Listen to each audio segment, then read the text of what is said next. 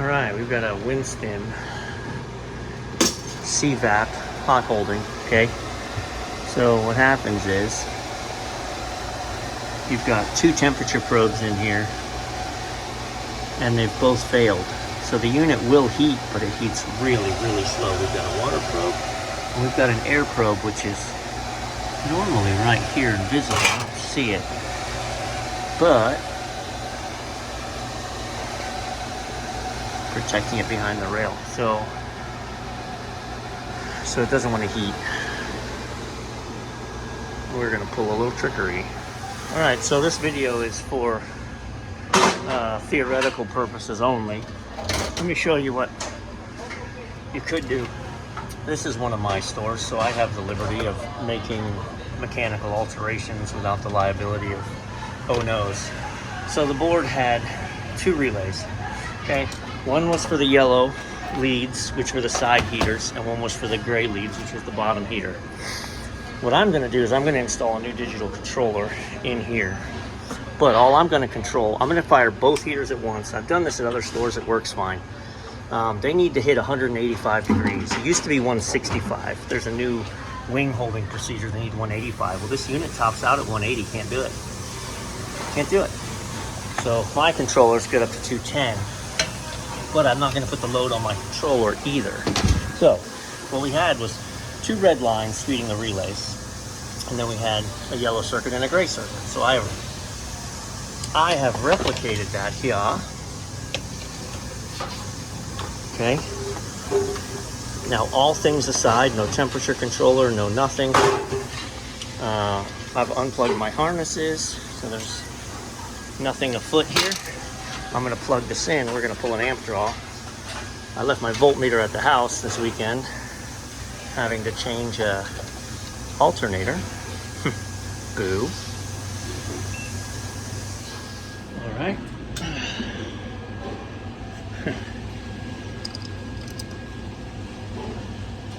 No amp draw on that one. That's not good. I gotta turn the power switch on. There you go. There you go.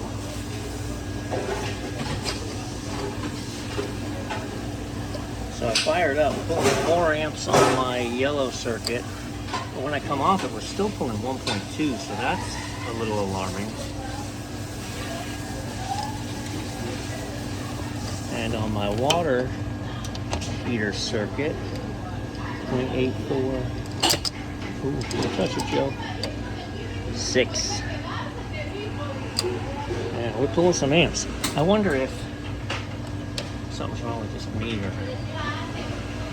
Very curious. It's a new contactor, so it shouldn't have anything to do with us. Power runs into the switch, out of the switch, into my controller and into the fan. So they're always powered when the switch is on. From there, I have a leg of power. My engagement switch, we'll call it, okay?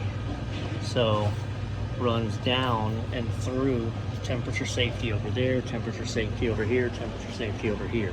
So my actual main power coming up runs through those safeties, right? Cuts there, branches off, so that if anything starts to overheat, she'll shut down. The load I'm putting on my heating circuit is just to close the contactor. So, ta-da. Yeah, baby. All right, so let's go to set, temperature set, Celsius, Fahrenheit, America. All right. Temperature set. Oof. The question is, does this machine want to do it? Its factory thermostat only topped out at 180. I'm going to set it for 180 and see where we get. The unit is rated for more than that. So when I hit this, I should get amp draw. Yeah.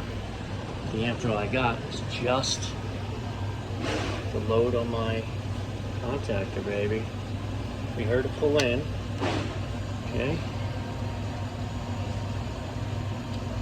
Hit the fans here. So we got 7 amps on the water heater and 4 amps on the air heater. we should start getting some temperature. I put this back in. Actually, I want a nice sealed up plate. So this is our baby now. So we're at 127. Okay, our temperature set's 185. Our differential, let's do 5 degrees, so it'll go down to 180 and then it'll fire up again. There's a display, there's a calibration of the probe. There you go. We just need to wait and see if it can handle hitting 185. Okay, so we can see heating element work, heating element work. Can't see on that but it's warming the water. She is getting blazing here. I would say one of the most important parts about this alteration would be don't rewire everything. Use all the existing wiring except for at the specific part where you're surfing. So I could have taken the hot in and then run it to my relay and then run it out and all of that, but that would have usurped the safeties in place.